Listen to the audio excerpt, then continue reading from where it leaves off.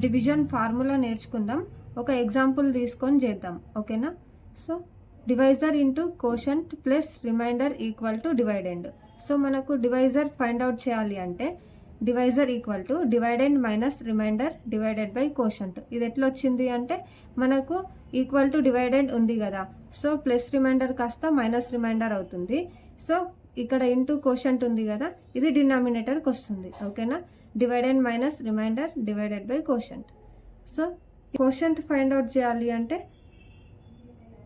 ఇక్కడ into symbol ఉంది కదా, డివైజర్ కాస్త డినామినేటర్కి వెళ్ళిపోతుంది. సో మనకు dividend minus remainder divided by divisor అవుతుంది. సో ఎగ్జాంపుల్ చూద్దాం. 12 divided by 4. So 12 divided by 4. 4 3s 12, ఓకేనా? రిమైండర్ 0. సో మనకు ఇది కోషంట్ అవుతుంది, ఓకేనా? ఇది డివైడెండ్ అవుతుంది. సో ఇది డివైజర్ అవుతుంది. సో ఇది మనకు రిమైండర్ అవుతుంది, ఓకేనా? ఈ ఫార్ములా అప్లై చేద్దాం. డివైజర్ ఎంత? 4 ఇంటూ కోషంట్ ఎంత?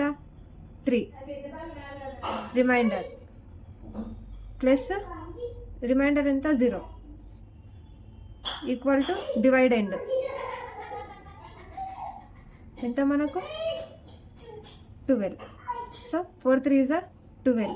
12 ప్లస్ 0 12 ఈక్వల్ టు 12 వచ్చిందా?